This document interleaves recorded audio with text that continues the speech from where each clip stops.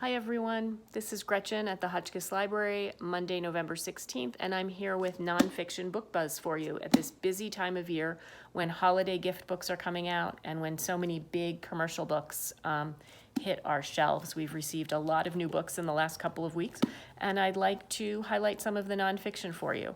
We have two fabulous nonfiction spy books, which are always a big hit on our nonfiction shelves. We have The Quiet Americans by Scott Anderson, who's the best-selling author of Lawrence in Arabia. The subtitle reads, "Four CIA Spies at the Dawn of the Cold War, a Tragedy in 3 Acts." This received a wonderful New York Times review in the Sunday Book Review about 3 or 4 weeks ago. So we now have it available for you here. We also have a new book by the British writer Ben Macintyre, Agent Sonia, Moscow's Most Daring Wartime Spy, about a woman living quietly in Britain who was actually a very high-ranking Soviet agent, and her life story and what happened to her after the war. I heard this author interviewed on a podcast talking about this book, and it's really an incredible story. I can't believe we haven't heard of her before. So I think a lot of you might enjoy this book as well. A twist in a different direction, we have some poetry for you. You hopefully may have attended our online event last June, Together in a Sudden Strangeness, which we hosted and heard the pandemic response poetry of many poets, including Billy Collins, the former U.S. Poet Laureate, our neighbor Alice Quinn, and former poetry editor of the New York Times, of the New Yorker, put this together in a very quick, short 6-week span shortly after we locked down last middle of March. In her correspondence with many poets, and she knows most of them in this country, this is the result. They sent her the poems that they were writing as they found themselves stuck at home trying to deal with this situation that we're still in. This is the hardcover edition of the book. Our event celebrated the ebook publication, and I believe there are a few more poems that have since been added, but it's really a wonderful book. There's, of course, great tragedy and sadness. There's also a lot of humor, a lot of surprising takes on how one gets through this sort of thing, and there's also a fair amount of hope, which is wonderful. So check this out while you're at home now as well. In addition, we have some great political things right now. We have the new big, hefty, very well received biography of Eleanor Roosevelt entitled simply Eleanor by David Michaelis, and this looks to be a really wonderful single volume biography, and it's received very good reviews as well. So maybe our history book club readers and other fans of history would like to take a look at this. And now I have two things that are interesting and fun, serious as well as enjoyable.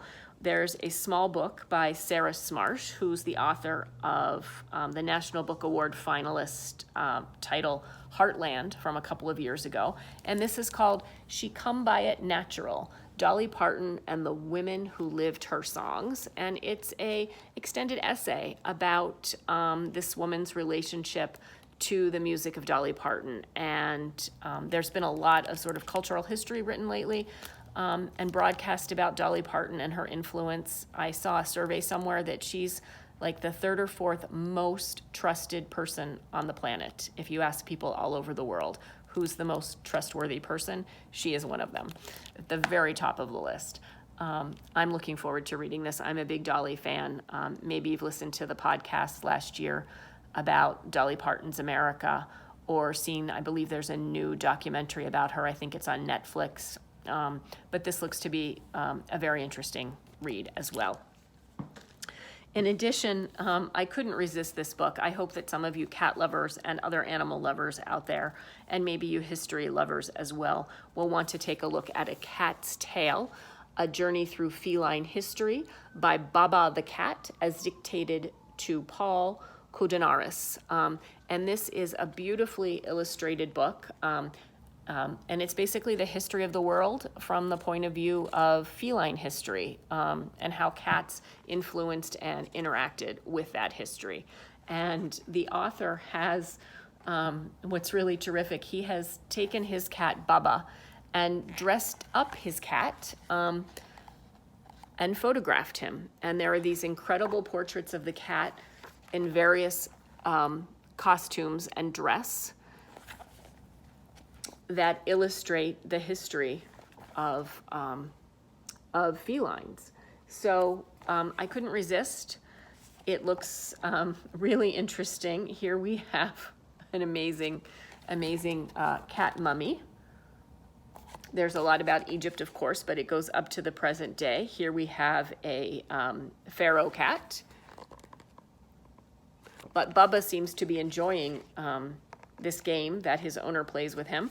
And again, it's A Cat's Tale. So I hope you'll check that one out. And last but not least, we have a very hefty volume, which we can start circulating tomorrow, the 17th.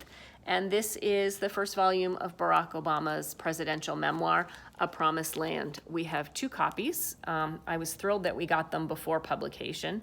There was an embargo on this book. Can't publicize it or do anything ahead of time, so you won't be hearing this video until after this book comes out tomorrow. And there was a very lengthy review in the New York Times, or I guess it will be in the print edition tomorrow. I read the review online the other day.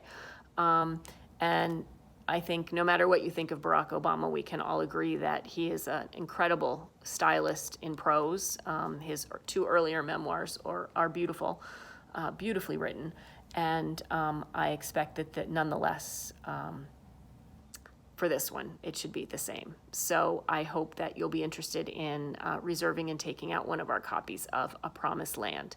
So that's what I have for you today. There are many more new books that I haven't had a chance to talk about it, so make an appointment to come in or call us. If you're not comfortable coming in, we're happy to let you know what's new on the shelf, and you can pick something out and we'll put it out curbside for you. Thanks so much. Bye-bye.